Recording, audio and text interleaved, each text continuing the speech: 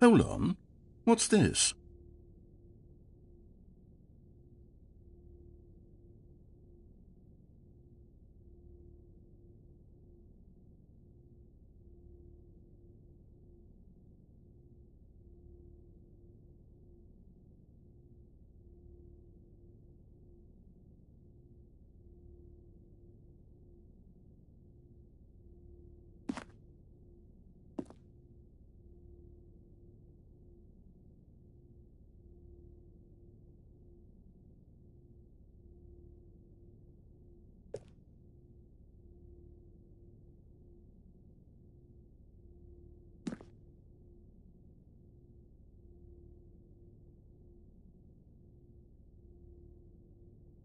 Eight.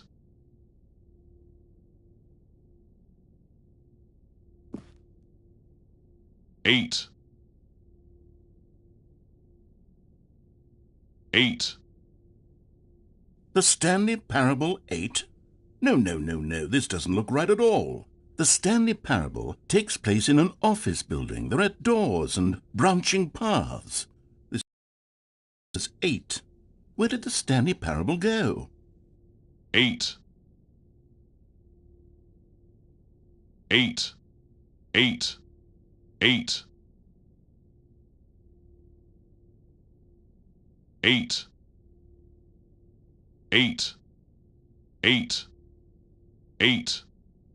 Eight. Eight. Eight. Eight. Eight. Eight.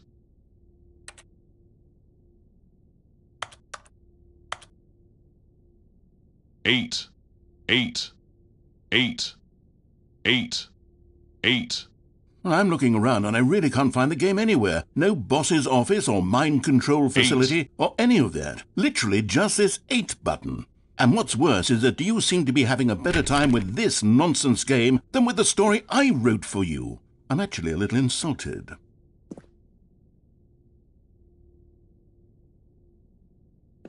Eight. Eight. Eight. Eight. Eight. Eight. Eight. Eight. Eight. Eight. Eight. Eight. Eight. Eight. Eight. Eight. Eight. Eight. Well, I don't know what happened to the Stanley Parable or what the 8 button is, but apparently you're having a riveting time with it. And frankly, I don't even want to pander to someone who finds this enjoyable. So with that, I guess just go ahead and enjoy the Stanley Parable 8. Eight. Eight. Eight. Eight. Eight. Eight. Eight. Eight. Eight.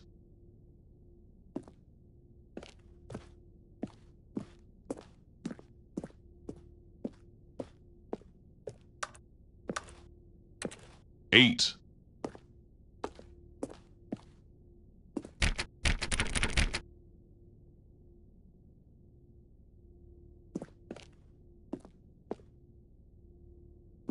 Eight. Eight. Eight.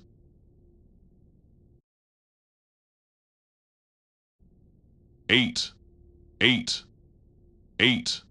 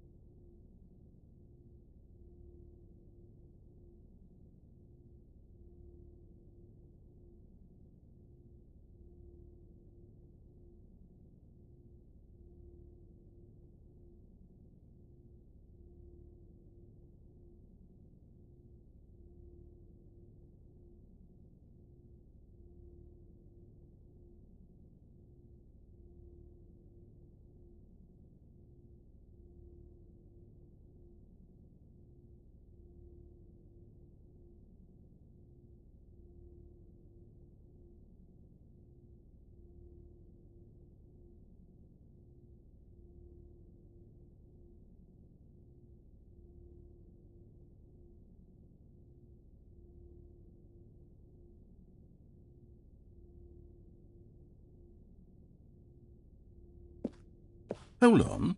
What's this? 8,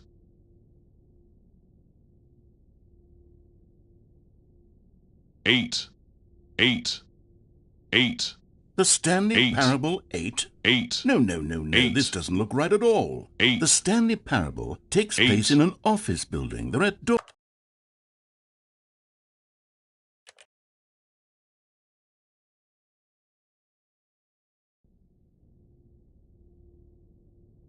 Hold on.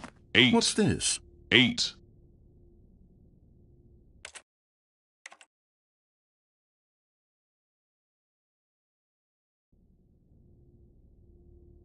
Hold on. 8, What's this?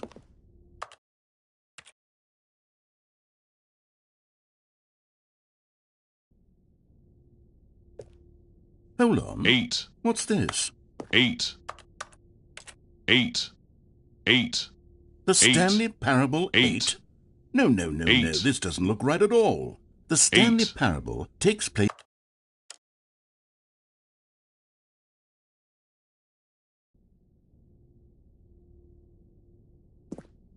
Hold on. What's this?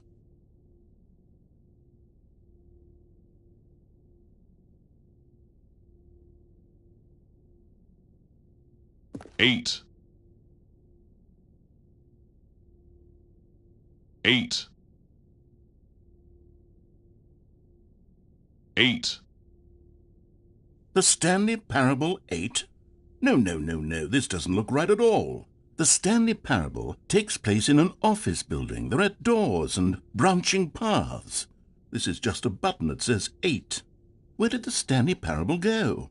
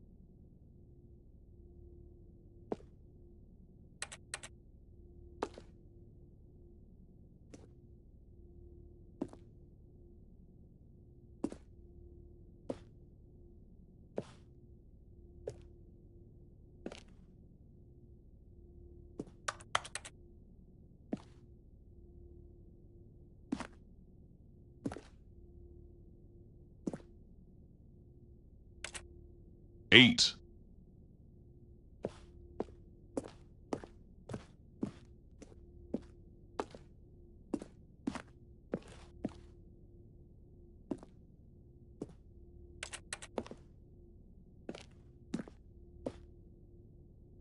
eight,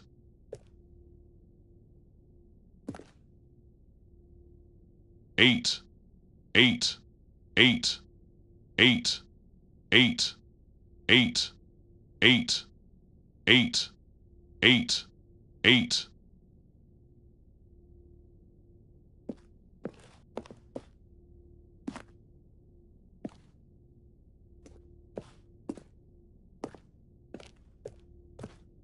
eight, eight, eight, eight, eight, eight. I'm looking around and I really can't find the game anywhere. No boss's office or mind control facility or any of that. Literally just this 8 button. And what's worse is that you seem to be having a better time with this nonsense game than with the story I wrote for you. I'm actually a little insulted.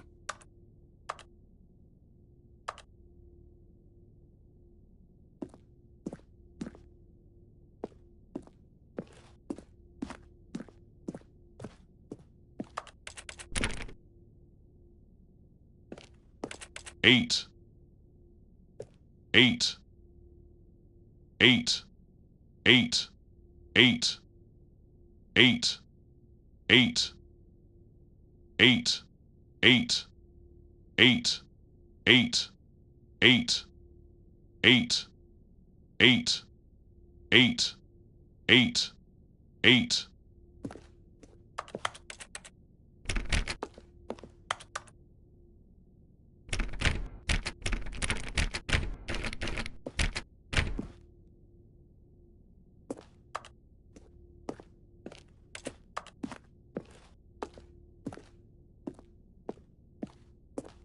8, 8, 8. Well, I don't 8, know what happened to the Stanley 8. Parable or what the 8 button is, but apparently you're having a riveting time with it. And frankly, I don't even want to pander to someone who finds this enjoyable. So with that, I guess just go ahead and enjoy the Stanley Parable 8.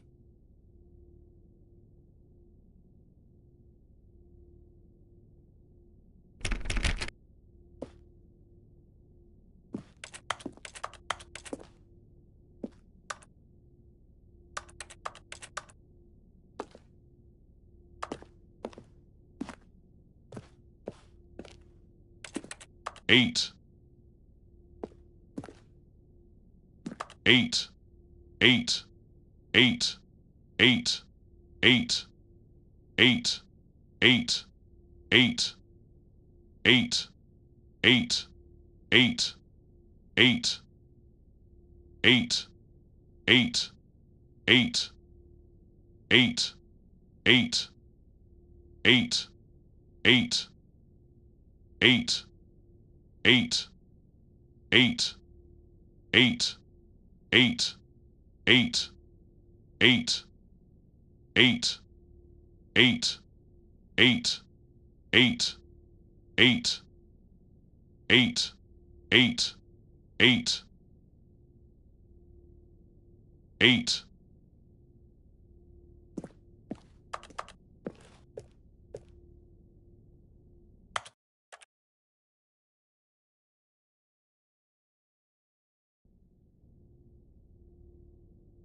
Hold on. What's 8, this?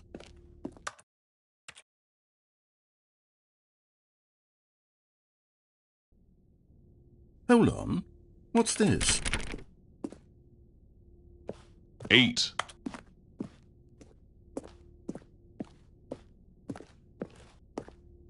8, 8, 8, The Stanley 8, Parable 8? 8, No, no, no, no. This doesn't look 8. right at all. The Stanley Parable takes place in an office building.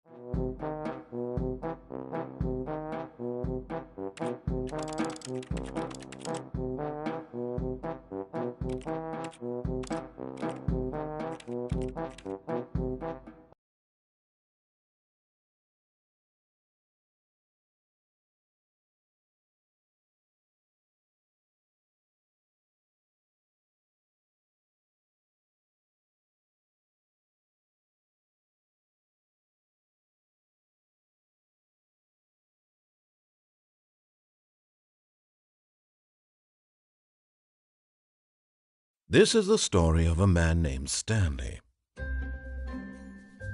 Stanley worked for a company in a big building where he was employee number 427. Employee number 427's job was simple. He sat at his desk in room 427 and he pushed buttons on a keyboard.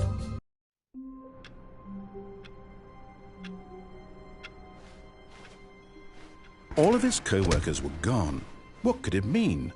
Stanley decided to go to the meeting room. Perhaps he had simply missed a memo.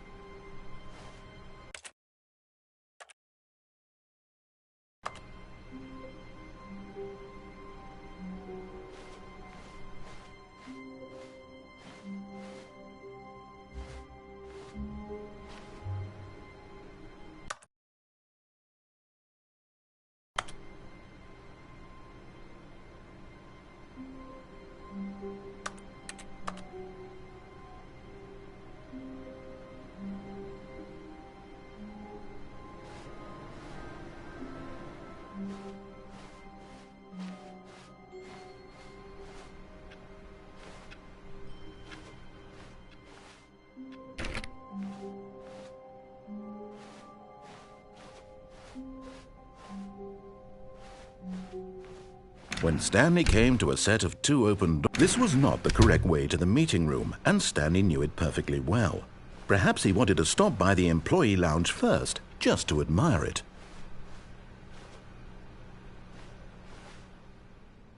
Ah, yes, truly a room worth admiring. It had really, but eager to get back to business, Stanley took the first open door on his left.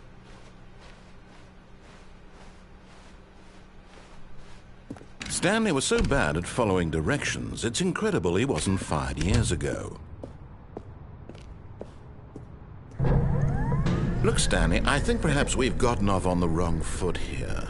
I'm not your enemy, really, I'm not. I realize that investing your trust in someone else can be difficult, but the fact is that the story has been about nothing but you all this time. There's someone you've been neglecting, Stanley. Someone you've forgotten about. Please, stop trying to make every decision by yourself. Now, I'm not asking for me, I'm asking for her. This is it, Stanley. Your chance to redeem yourself, to put your work aside, to let her back into your life. She's been waiting. That's her, Stanley.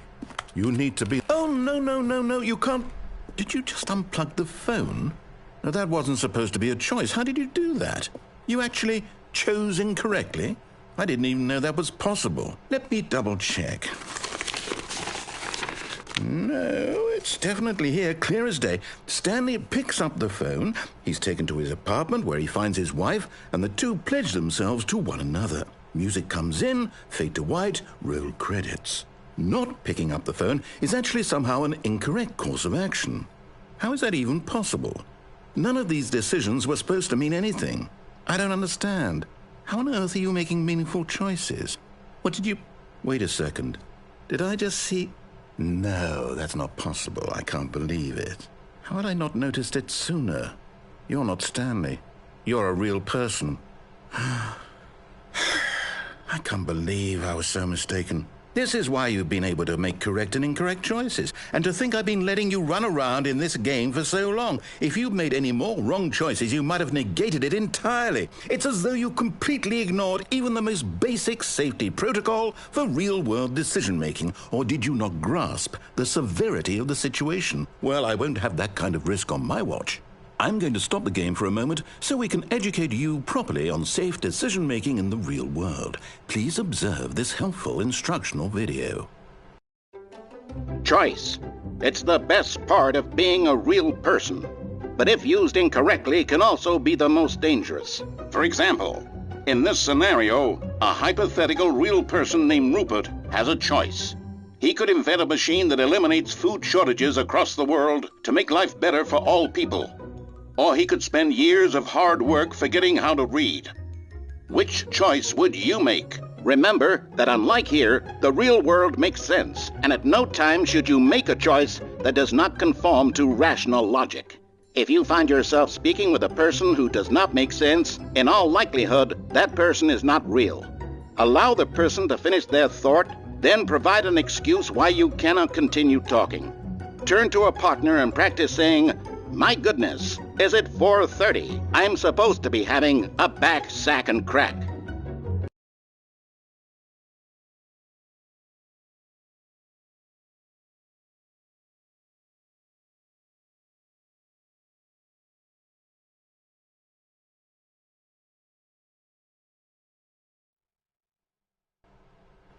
Excellent. Making choices on a regular basis is the best part to a healthy decision-making process. Most medical professionals recommend making at least 8 choices per day. Do you make more than 8? Less? And finally, if you begin to wonder if your choices are actually meaningful and whether you'll ever make a significant contribution to the world, just remember that in the vast infiniteness of space, your thoughts and problems are materially insignificant, and the feeling should subside. At this time, your instructor will guide you in an exercise to test and reinforce the material covered in this video. Welcome back. You may have noticed that this room has begun to deteriorate as a result of narrative contradiction. But not to worry. Now that you're properly informed on good decision-making, we're going to revisit a choice you made just a few minutes ago and see what the correct thing to do would have been. This way, please.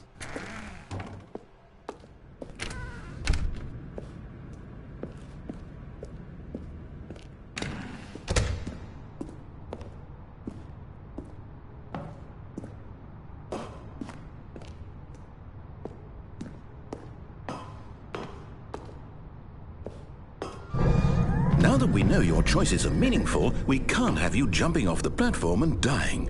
Imagine the main character dying senselessly halfway through the story. That story would make no sense at all. We just need to get you home as soon as possible before the narrative contradiction gets any worse. Unfortunately, it seems this place is not well equipped to deal with reality.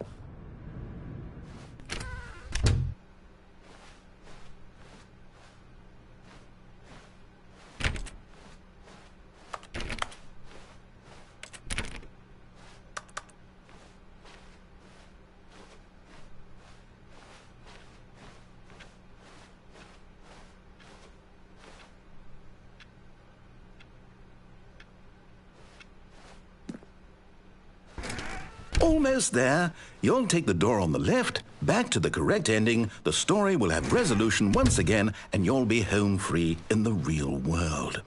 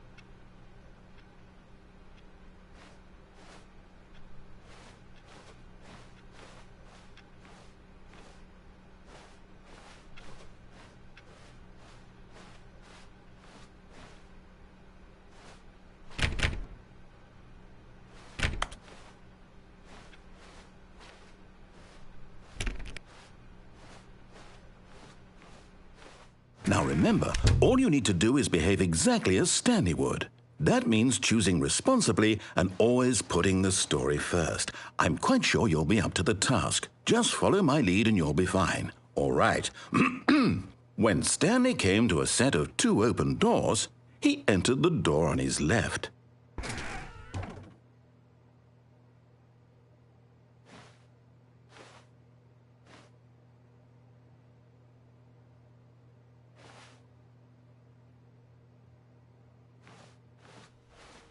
No! Why did you do that? Quickly, hurry back in the other direction. Perhaps we're not too late.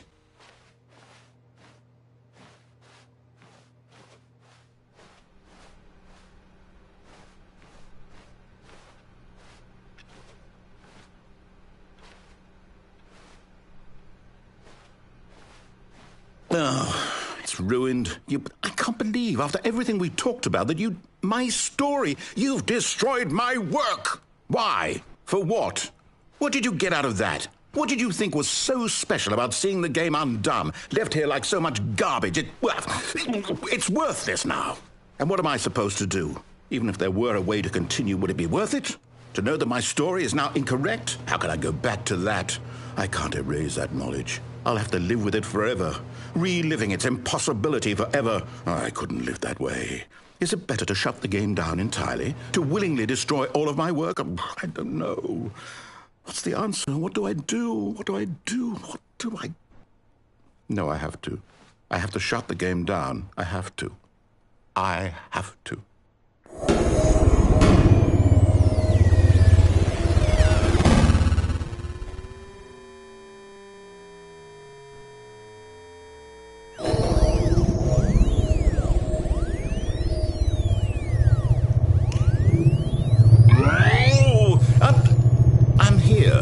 I'm still here in this pile of rubbish, with you who thought you were so clever. Now look where we are. My entire game is destroyed. It was the only thing in the world that was mine, and you've run it into the ground. What, did you think that would be funny? You just had to see? Didn't I impress upon you how important it was to be like Stanley? He actually knows how to do what I tell him to. He understands that if I say to do something, there's a damn good reason for it. That there's a world outside of you. You're a child. Oh, my story. If you'd just gone through the door on the left, you would have seen it. There was a whole underground facility. You would have destroyed it and been victorious. It would have been so perfect. I worked so hard on it. I tried so hard to make... behave exactly as Stanley would. That means choosing responsibly and always putting the story first. I'm quite sure you'll be up to the task. Just follow my lead and you'll be fine. All right. When Stanley came to a set of 2 open doors, he entered the door on his left.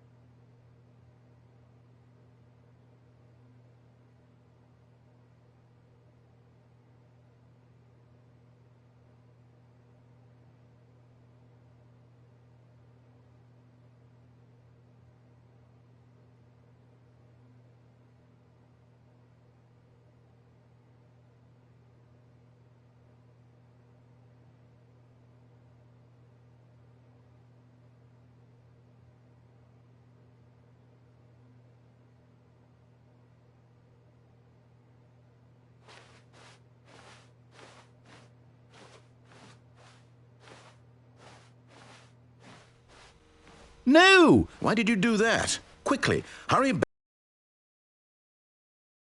Behave exactly as Stanley would. That means choosing responsibly and always putting the story first. I'm quite sure you'll be up to the task. Just follow my lead and you'll be fine. All right. When Stanley came to a set of 2 open doors, he entered the door on his left.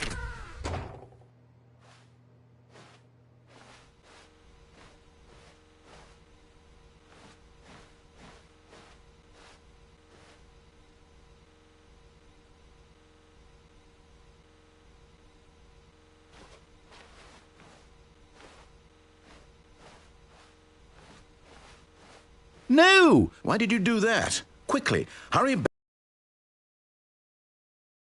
Behave exactly as Stanley would. That means choosing responsibly and always putting the story first. I'm quite sure you'll be up to the task. Just follow my lead and you'll be fine. All right. When Stanley came to a set of 2 open doors, he entered the door on his left.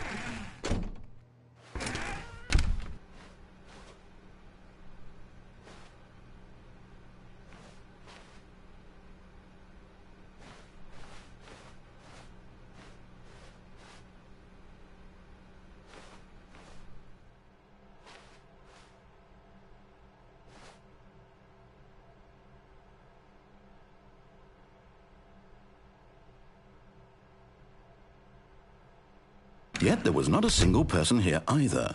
Feeling a wave of disbelief, Stanley decided to go up to his boss's office, hoping he might find an answer there.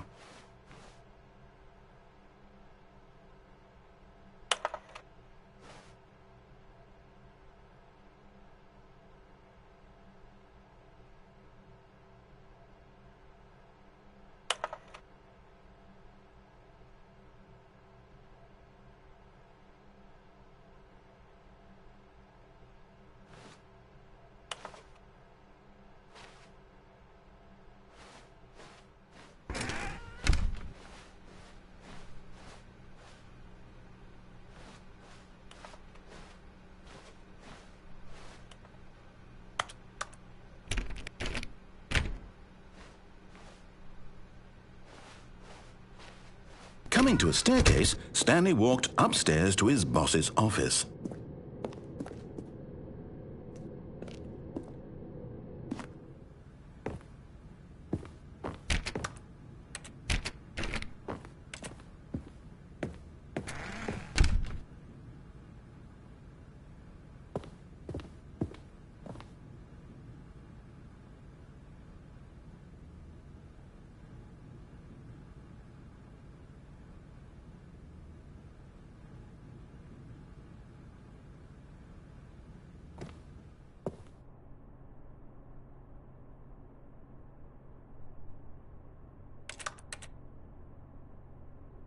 Stepping inside his manager's office, Stanley was once again stunned to discover not an indication of any human life.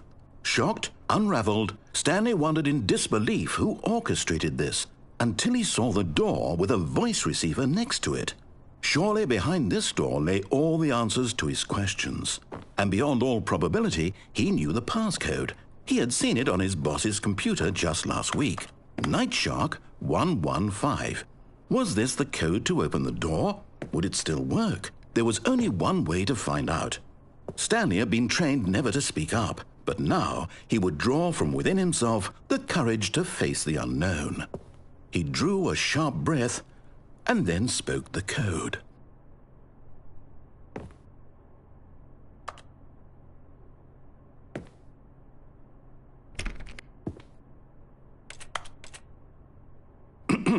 Stanley spoke the code. Night Shark 115. He spoke it into the receiver, right there on the wall.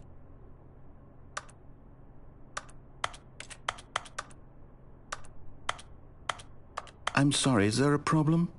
You didn't mishear me, did you? Please speak the code into the receiver. Otherwise, we can't get on with the story. This is a crucial step.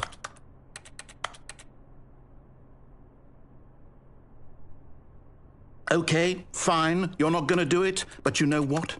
It's pretty humiliating to bring you this far, only for you to suddenly decide you have better things to do. I asked you for this one single thing, for your respect. The kind of respect Stanley shows for his choices. He knows what it means to take a story seriously. If you didn't want to see what I had to show you, then why did you come here? You had a choice, you know. You could have gone through the door on the right. You could have done whatever the hell you wanted over there. Why did you come this way? Speak. Say something to me. Explain yourself, you coward. You... When Stanley came to a set of 2 open doors, he entered the door on his left. Stanley? Hello? Are you... Is everything okay? Stanley, please. I need you to make a choice. I need you to walk through the door. Are you listening to me? Can you hear me? Is everything all right? Stanley, this is important. The story needs you. It needs you to make a decision. It cannot exist without you. Do you understand me? Whatever choice you make is just fine. They're both correct. You cannot be wrong here. We can work together. I'll accept whatever you do. I simply need you to take that step forward, please. Choose. Do something. Anything. This is more important than you can ever know. I need this. The story needs it. So, you hear me? Are you there? Are you listening to this? Stanley, are you there? Okay. It's okay, I can wait.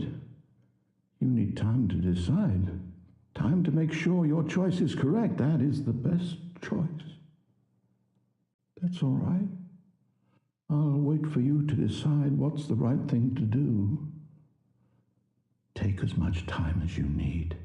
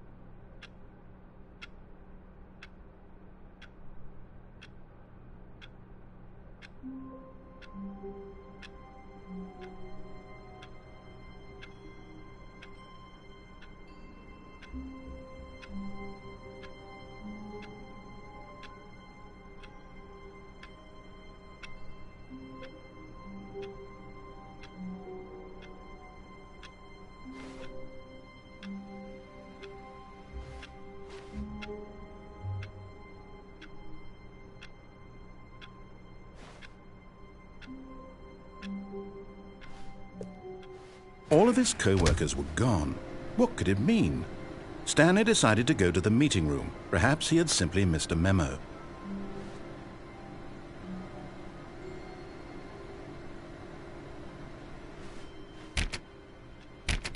Oh, please. Are you really just doing this for the trophy? Click a door 5 times? Is that all you think a trophy is worth? No. I can't just give these merits away for such little effort. A measly 5 clicks? Now, suppose you were to click the door 20 times. I would say that's the kind of effort that warrants recognition.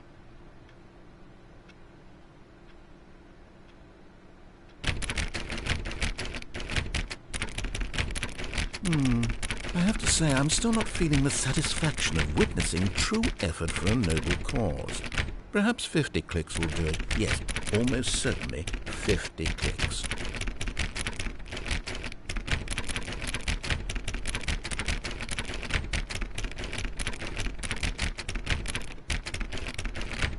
No, I'm still not feeling it. I want this trophy to have meant something. It has to be a true reward for valiant effort. I want to see some hustle, Stanley. I want to see commitment, a willingness to go all the way no matter the cost. Why don't you go put 20 clicks into door number 417?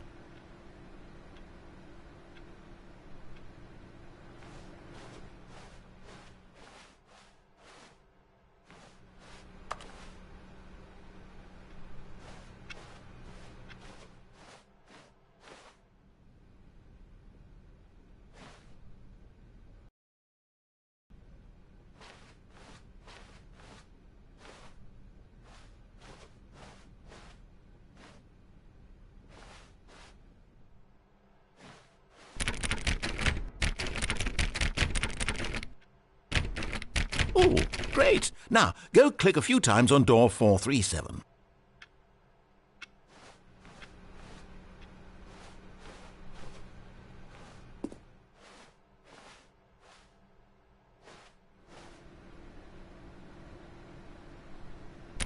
Excellent. I think we're getting somewhere. Now, door 415. Let's give it 10 clicks or so.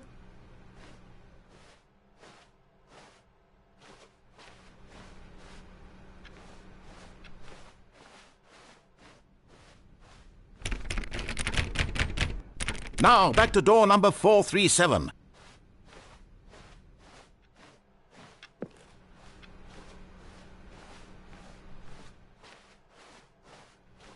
Let's see. How about you click on, well, I don't know, the copy machine?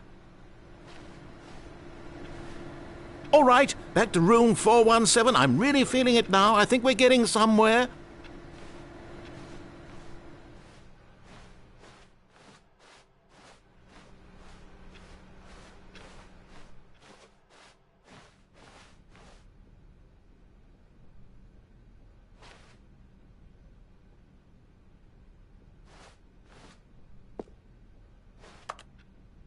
Okay, now go climb on employee 419's desk.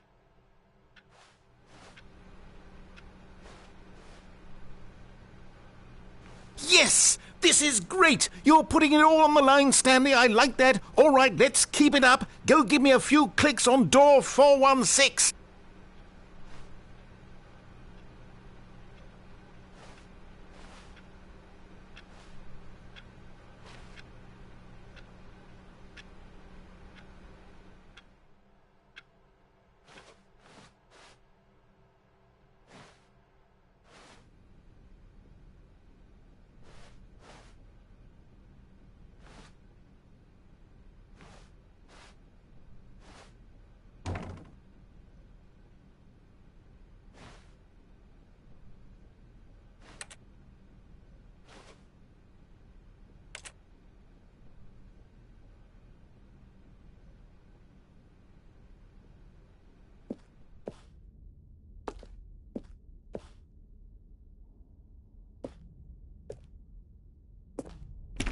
We've almost got it! Now the copy machine, do that one again!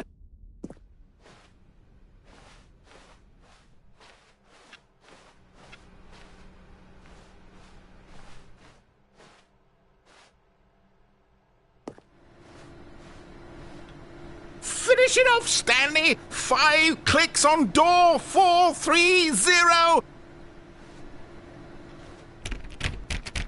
Yes! We did it! Oh, wow. That felt amazing. Oh, you really earned it, Stanley. Nothing could hold you back. Yes, I'm very proud of how far we've come today.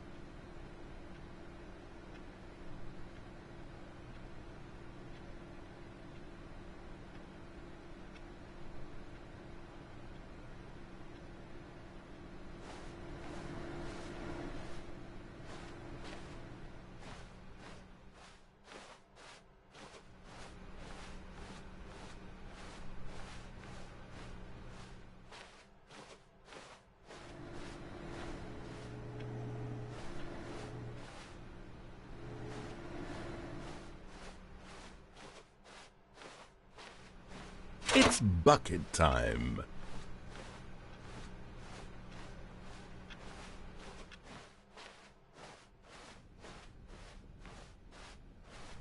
Stanley clutched the bucket tightly to his chest. This was not the correct way to the meeting room, but Stanley had felt the bucket calling to him, telling him that the employee lounge was simply the place to be.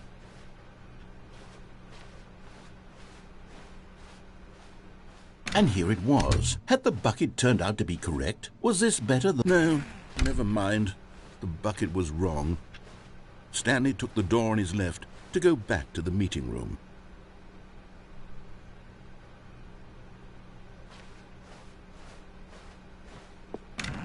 No, Said the bucket. don't go to the meeting room. Go somewhere else. The cargo lift, yes. Go there. Good. Said the bucket. Now ride the lift all the way to the top. There's something up there I need you to do. Stanley did not question why or how this bucket was speaking to him. It should have alarmed him, of course, because buckets can't talk. But Stanley chose not to think about this obvious fact.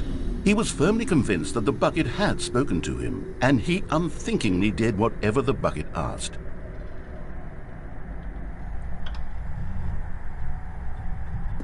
In here, said the bucket. Go into this dark room over here. Stanley once again obeyed blindly.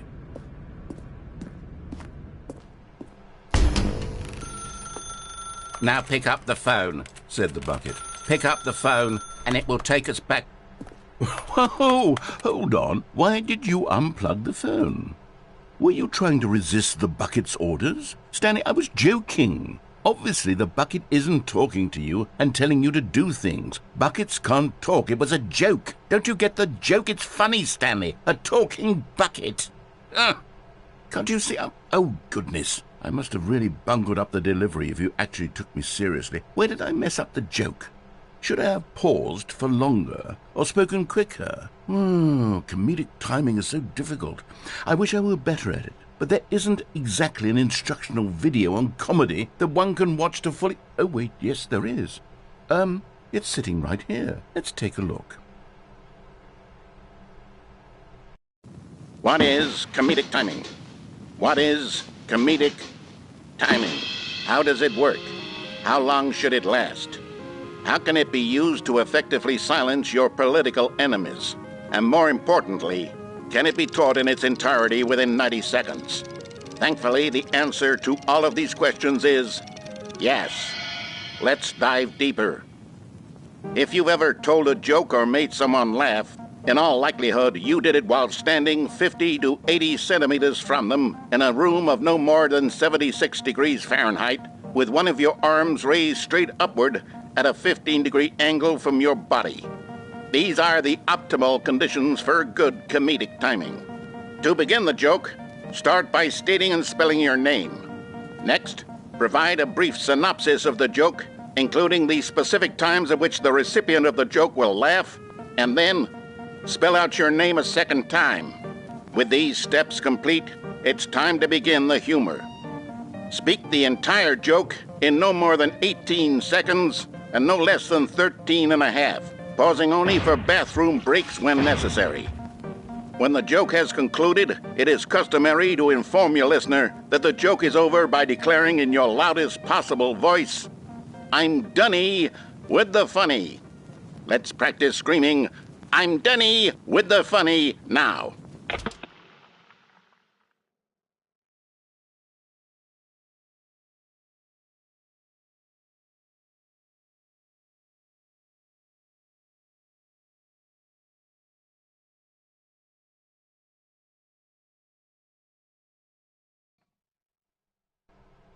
Good. This saying is a perfect example of expectations management, which is the cornerstone of good comedy. Finally, it's time to hand out surveys. Collecting hard data from your audience on how rapt they were throughout the joke is the only way to grow or learn as a comedian. An effective survey should be no less than 10 pages long and should include the same question reprinted several times, just to ensure the survey taker is actually paying attention and not simply filling in answers at random. And that's all there is. With these strategies at your disposal, you'll have audiences doubled over in laughter and even tripled over in laughter in no time at all. Just remember to let them stop laughing at some point, you gut-busting little scamp. After all, we're each of us needed on the front lines of the war to fight the 12-legged invader who threaten our very existence and to very likely die in a hailstorm of bullets and mandibles. All of us must be prepared to give our lives to this noble cause, just as our children must do after us, and their children after them. Godspeed, and may Earth reign supreme.